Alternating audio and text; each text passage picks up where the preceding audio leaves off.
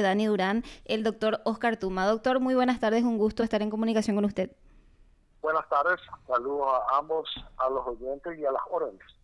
Doctor, esta resolución está causando muchos revuelos en redes sociales y queríamos tener más datos, si bien ya habíamos hecho una entrevista y colocada en nuestras redes sociales, queríamos que nos explique el trasfondo de todo esto, porque se dice que ustedes buscaron conciliar. Finalmente, ¿cómo se dio toda esta situación que derivó hoy en la extinción de la acción? No, seguramente causa revuelo en las redes porque realmente hasta el momento, y suele ocurrir, no se les quita a las supuestas víctimas la realidad de este proceso. Y es como yo te decía hoy, acá estamos ante una situación que tiene que ver con un contrato de compra-venta. Vos entras en un plan que puede ser la compra de un vehículo, de una moto, de un departamento, de un terreno, el plan que vos quieras que existía en el grupo municipal.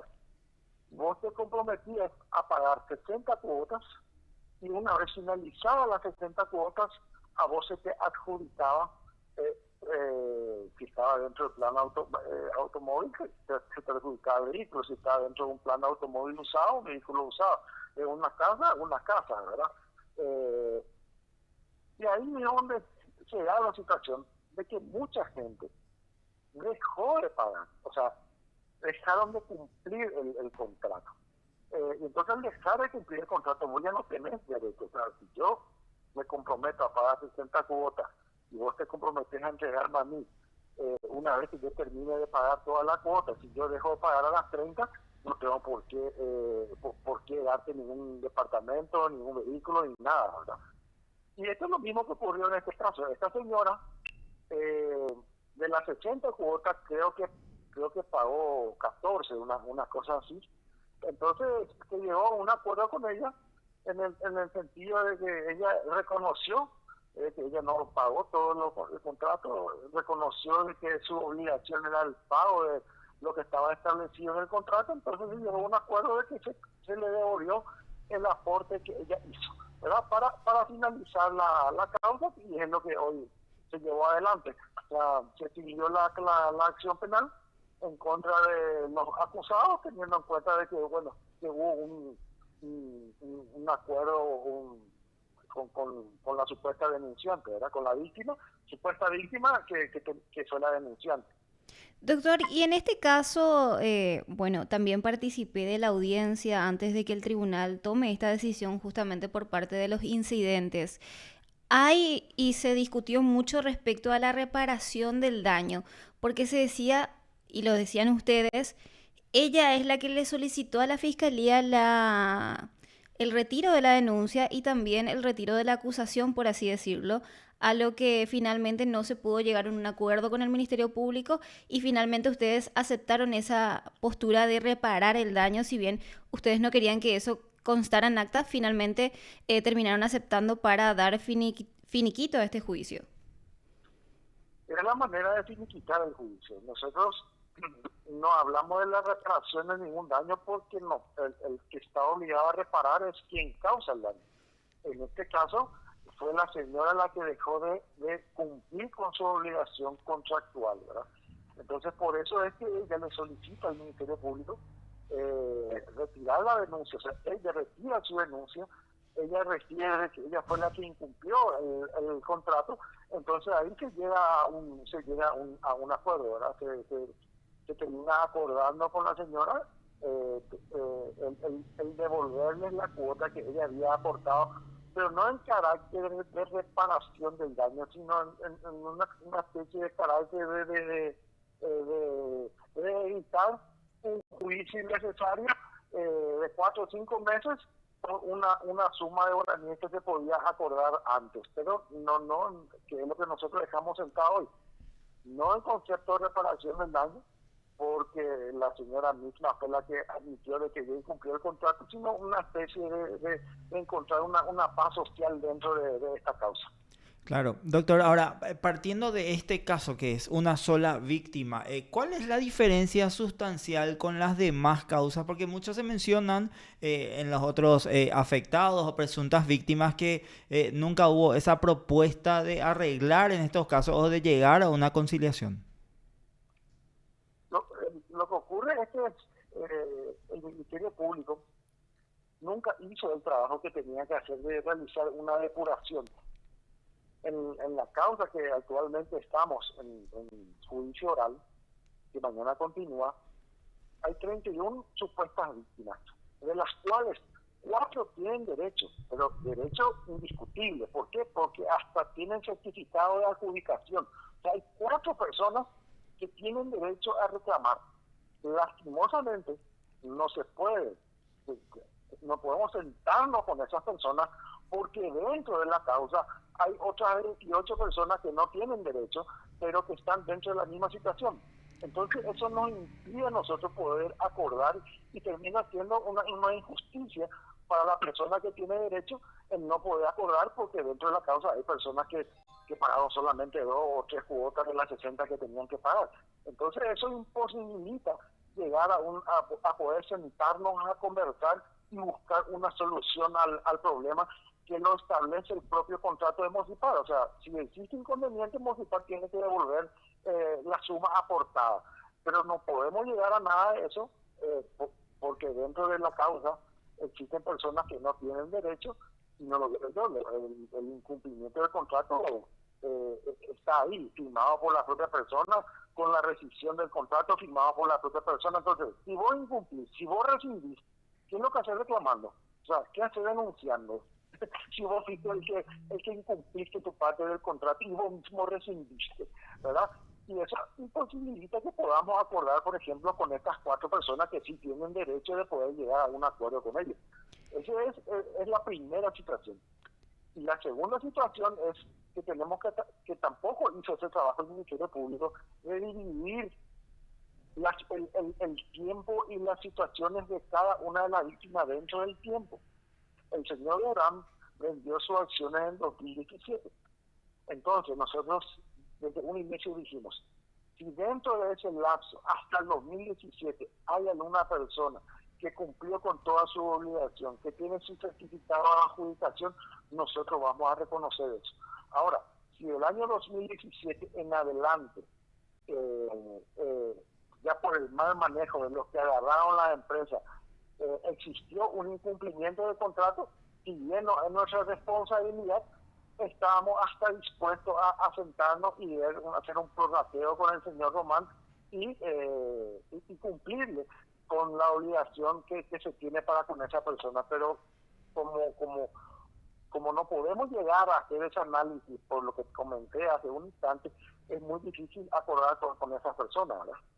Doctor, ¿este es el primer caso en que se llega a un finiquito de la causa con anuencia de la supuesta víctima o ya se tuvo casos parecidos en No, otros no, departamentos? nosotros tuvimos casos igual a este en otro departamento. Tuvimos un caso de Pedro Juan, que se llegó al mismo resultado, donde la persona reconoció haber incumplido y nosotros de buena voluntad, a fin de evitar un juicio costoso, donde termina siendo más costoso el juicio que de repente llegar a un arreglo con la persona, llegó a una situación igual a la de hoy. No es la primera causa. Existen otras causas donde no hubo luego necesidad de llegar a ese acuerdo porque ya directamente las denuncias fueron desestimadas, porque el análisis es sencillo. O sea, no es una causa completa. Vos lo que tenés lo que uno tiene que entender es de que acá estamos nosotros ante una situación de compra-venta. Yo entro en un esquema de comprar algo.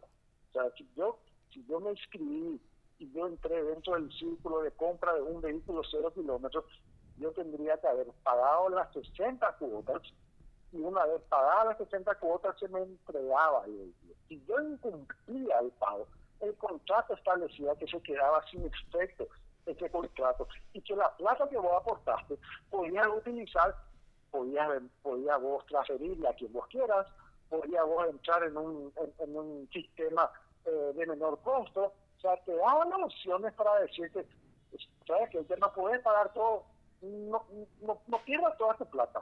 Vos podés vender a la tercera persona y la tercera persona continúa participando y pagando la cuota.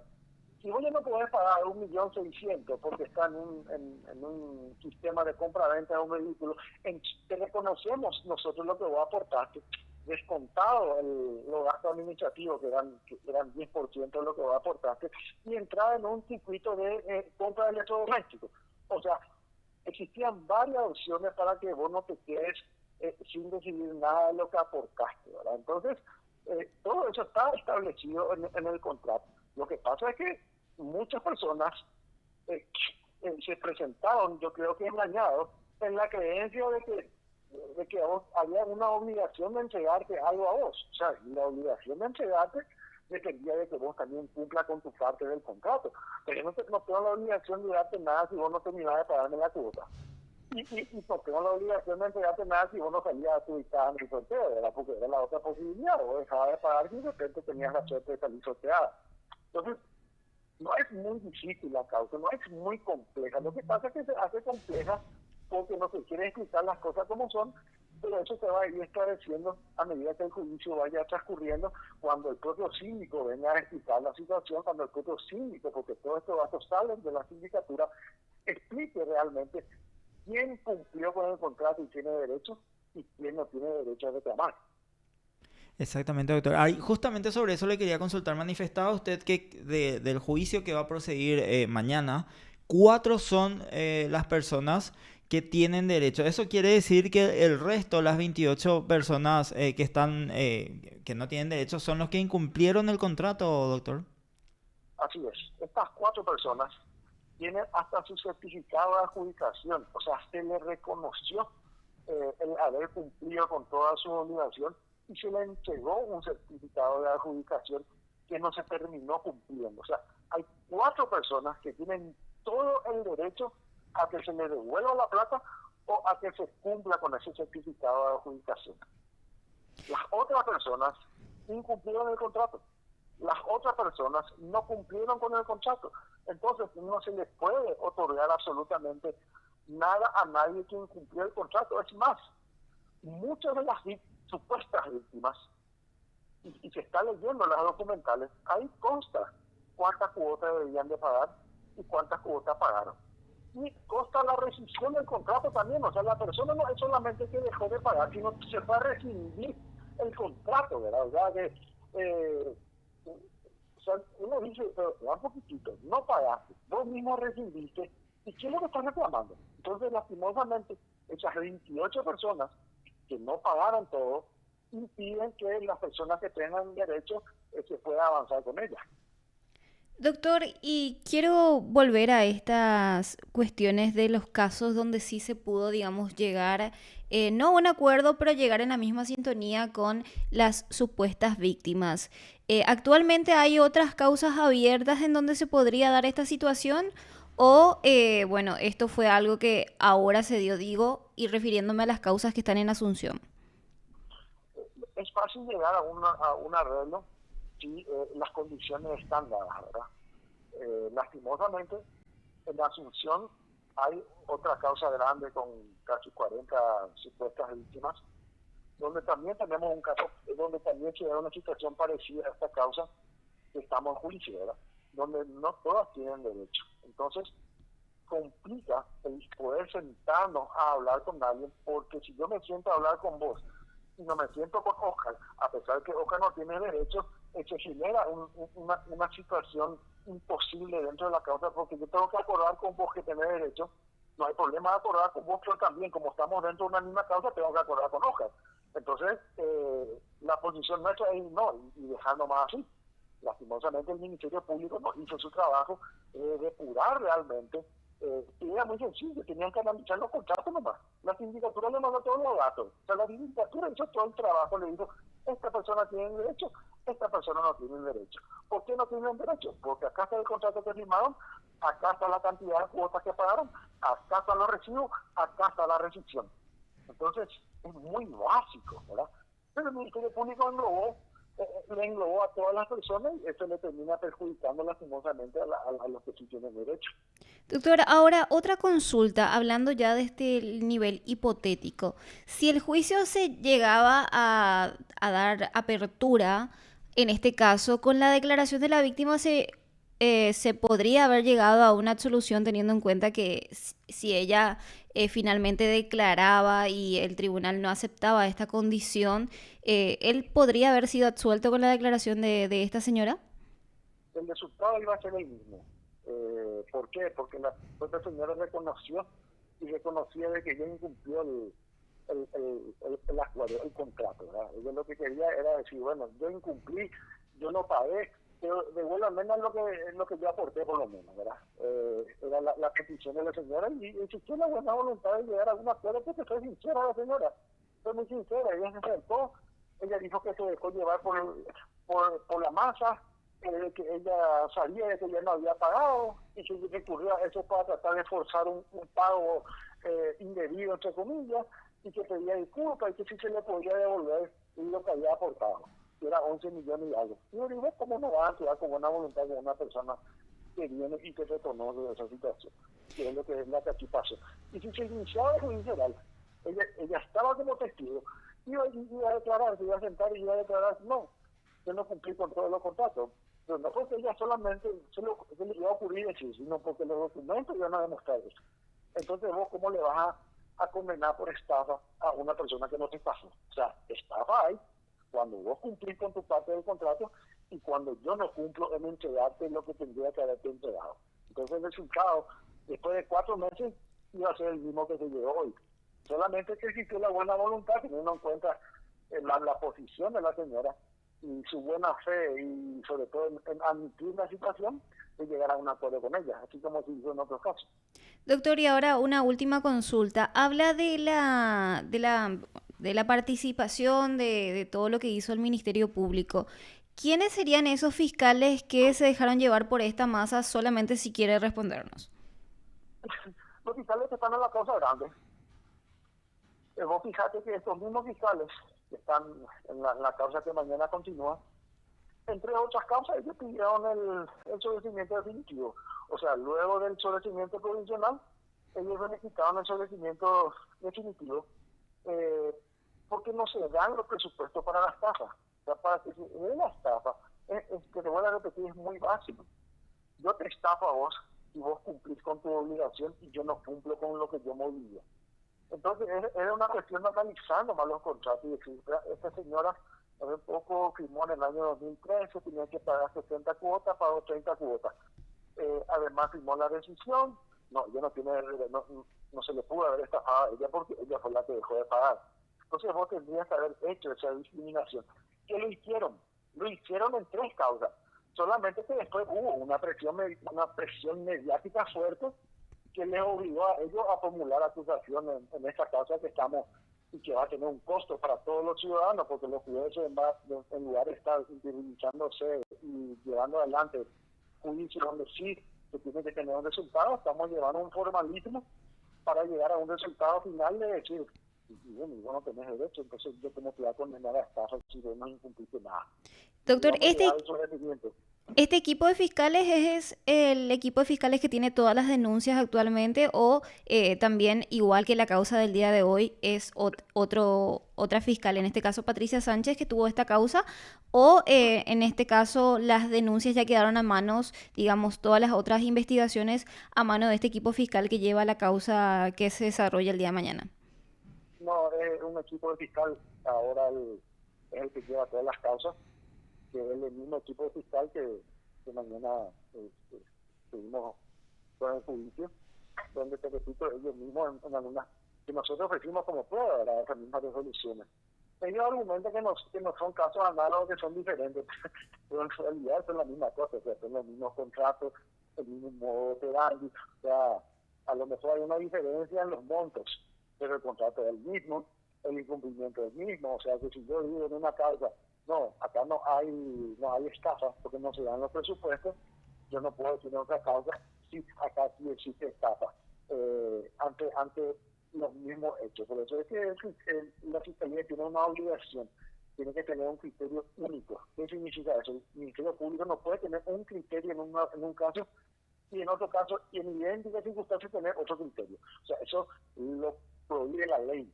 Por eso que nosotros decíamos, rompieron con el criterio único que tiene que tener el Ministerio Público. O sea, si para un hecho ellos nos ven ese hecho como un hecho punible, no pueden en otro hecho análogo ver como un hecho punible. O sea, eso está prohibido. Y es lo que hicieron acá, pero lo hacen o lo hicieron por la presión mediática, ¿verdad? Claro, doctor. Bueno, nosotros necesitamos obviamente darle continuidad a esto teniendo en cuenta el impacto que ha causado por lo que representa Mosipar y obviamente la cantidad de personas. Ustedes fíjense, Sí, eso están en los papeles. Hubieron más de 8.000 personas que fueron adjudicadas. O sea, ¿cómo vas a crear un método de estafa generalizado si vos le estás entregando a 8.000 personas adjudicaciones? Y hay 30 personas que te reclaman. O sea, vos no creás una estafa masiva para beneficiarle a 8.000 y perjudicarle a 30. No existe, ninguna cabeza existe eso, ¿verdad? Porque además, este sistema municipal sigue vigente en el país.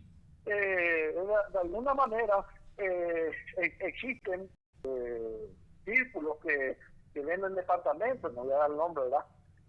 Para no hacerle publicidad en el programa de ustedes, existen autos fáciles que tienen el mismo sistema que siguen vigentes. ¿Qué es lo que vas a hacer? Es un contrato de compra-venta donde vos vas pagando de forma mensual y si tienes suerte salís sorteado y dejar de pagar y si no tenés que terminar de pagar el contrato y ahí se te entrega el bien. O sea, eso no es que inventó el señor Durán. Eso ya se trajo de la Argentina y sigue vigente hoy acá en la adquisición de departamentos, en la adquisición de vehículos, en la adquisición de muebles. O sea, es un sistema donde vos ingresás voluntariamente. Si voy a probar mi suerte, voy a firmar 60 cuotas y voy a pagar 1.000.000. Si tengo suerte, por ahí es algo sorteado, dejo de pagar y más justa. Y si no, tengo que terminar de pagar la cuota. Y ahí recién se me entrega.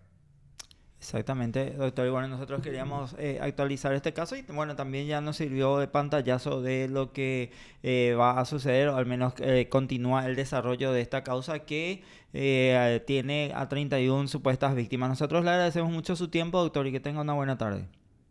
Igualmente, gracias por la llamada. Nos vemos mañana.